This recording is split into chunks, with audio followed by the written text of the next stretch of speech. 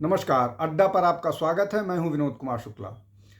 प्रधानमंत्री ने कल अजमेर में एक रैली में ये कहा कि जो न्याय पत्र जारी हुआ है कांग्रेस का, जिसको घोषणा पत्र भी कह सकते हैं, उस घोषणा पत्र से ऐसा लगता है कि वो कांग्रेस का नहीं, मुस्लिम लीग का घोषणा पत्र है और जो बाकी कसर रह गई थी उस पर लेफ्ट का प्रभाव दिखता है। प्रधानमंत्री ने ऐसी बात क्यों की? और प्रधानमंत्री के अलावा जो भाजपा के प्रवक्ता हैं वो भी लगातार अपने डिबेट्स में, चैनल्स पर इस तरह की बात करते रहे हैं कि कांग्रेस की जो योजनाएं हैं उन्होंने इस देश को एक सेमी इस्लामिक स्टेट के रूप में बदल दिया है और उन स्थितियों में जो अधिकार हैं, जो अधिकार बराबरी के होने चाहिए, वो बराबरी के अधिकार की जगह एक विशेष वर्ग को, विशेषतया मुस्लिम्स को विशेषाधिकार दिए जाते हैं बहुत सारे मामले में। और ये बात लगातार भाजपा कांग्रेस को लेकर के टारगेट करती रही है। कांग्रेस का अपना मुस्लिम प्रेम लंबे समय से रहा है, इंडिपेंडेंट से पहले रहा है। पार्टीशन को लेकर के जिस तरह की कांग्रेस के नेताओं की भूमिका रही है, उस भूमिका पर भी संदेह किया जाता है कि किस तरह से मुस्लिम अपीजमेंट के चक्कर में पार्टीशन के समय भी हिंदू इंटरेस्ट को कॉम्प्रोमाइज़ किया गया। अब बात करते हैं कि क्या ये ऐसा होता रहा है। देखिए, एक कांग्रेस की अध्यक्षा थी इंडिपेंडेंस से पहले, सरोजनी नायडू, बहुत बढ़िया कवित्री थी। उन्होंने एक किताब लिखी है और किताब है वो एडिट की है। बेसिकली वो किताब है मोहम्मद अली जिन्ना के नाम पर और उस किताब को पेन पोर्ट्रेट कहा जाता है जिन्ना का। किताब का नाम है Mohammad Ali Jinnah, N ambassador of unity. ये किताब 1922 में छपी और जो व्यक्ति भारत के विभाजन के लिए सबसे ज़्यादा जिम्मेदार है उस व्यक्ति को यूनिटी की बात कही जा रही है। और 22 तक सारा कुछ क्लियर हो गया था। 1913 में पहली बार उन्होंने मुस्लिम लीग के कार्यक्रमों में शिरकत की थी, ज्वाइन किया था और 2020 में वो पूरी तरह से अलग हो गए थे कांग्रेस से। तो और जब 1920 में रेजोल्यूशन पास हुआ सिविल को लेकर के, गांधी जी से डिफरेंसेस के चक्कर में वो पूरी तरह से कांग्रेस से अलग हो गए जिन्ना। उसके बाद ये किताब आई।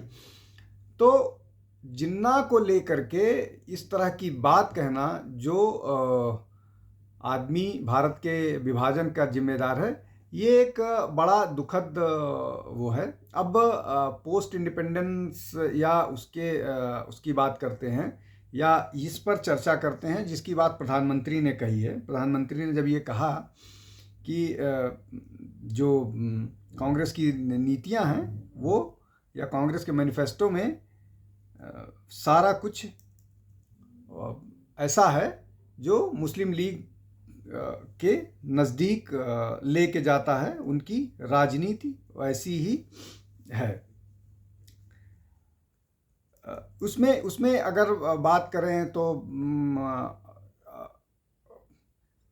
दो प्रमुख पर्सनल लॉज हैं, जैसे हिंदू लॉ और मुस्लिम लॉ, शरिया लॉ। हिंदू लॉ ज़्यादातर सेक्युलर हो गए हैं, जबकि जो शरिया लॉ हैं या जो मुस्लिम पर्सनल लॉ हैं वो पूरी इसकी तरह से रिलीजियस, उनके धार्मिक उसको सैंक्टिफाई करते हुए हैं।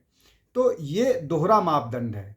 भारत हिंदुओं के लिए सेक्युलर लॉज वो किए गए जो उनको डिवोर्स जैसा कानून ले आया गया, जो भारतीय परंपरा में विवाह में संभव नहीं था, लेकिन उस रिफॉर्म को स्वीकार किया।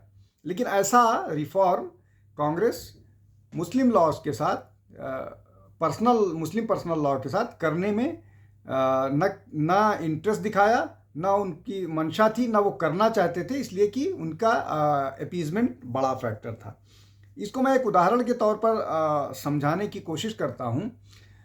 मुस्लिम या मुस्लिम पर्सनल लॉ के हिसाब से एक हिंदू शादी कर सकता है,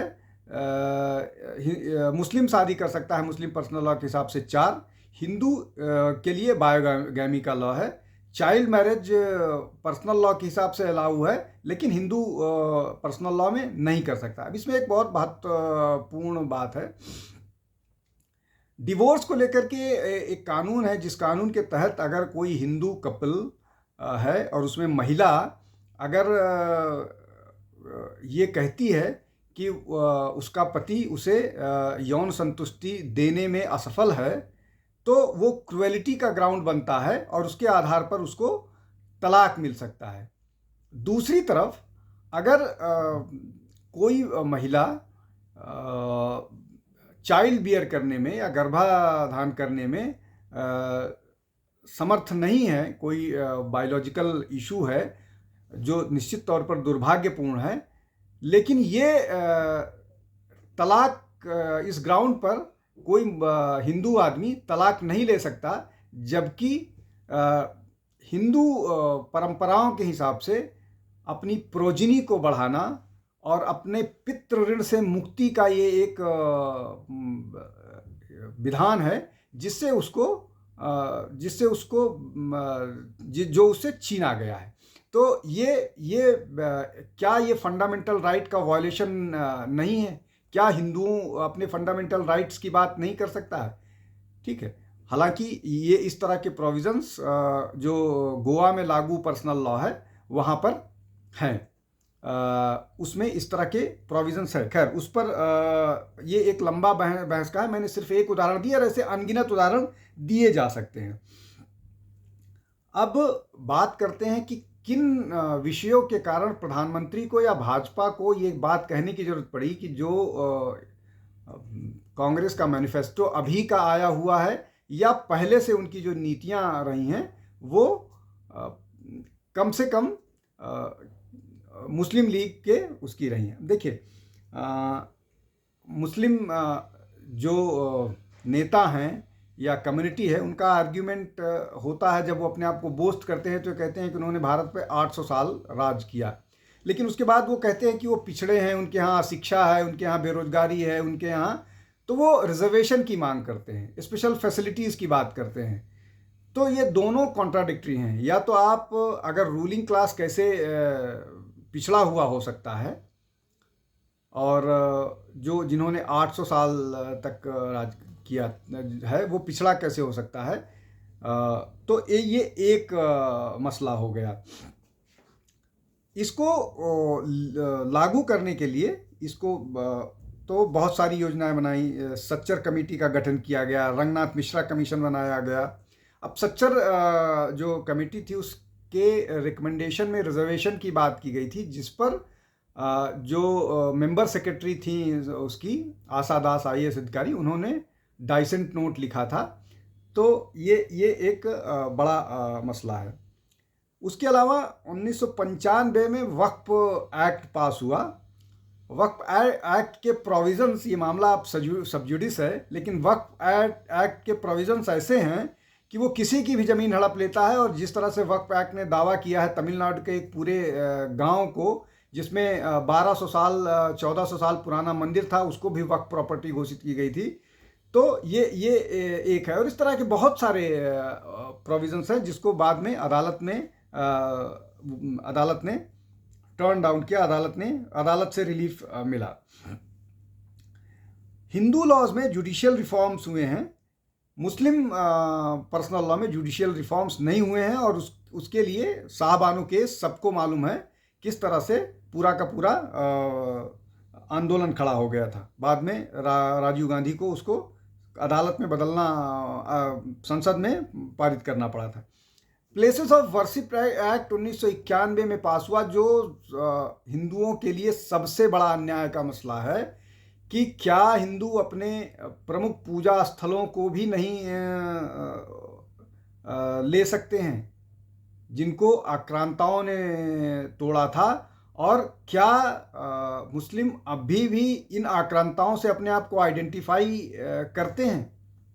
तो ये एक बड़ा मसला हो गया।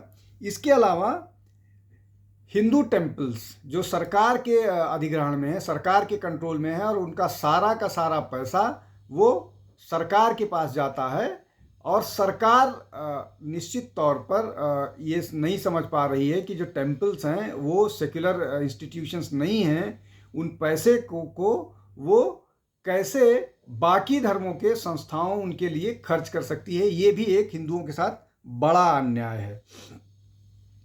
इसके अलावा जो बात है, माइनॉरिटी मिनिस्ट्री का गठन 2006 में किया गया था, वो एक बड़ा मामला है, और वो लगातार जिस तरह की बात। अब आते हैं, कांग्रेस ने अपने घोषणा पत्र में जो प्रमुखता से बात कही, उसमें महत्वपूर्ण ये है कि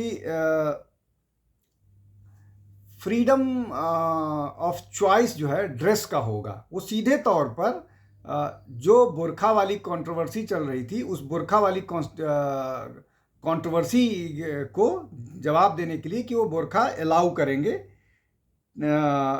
ये एक बड़ा है। खाने को लेकर के कि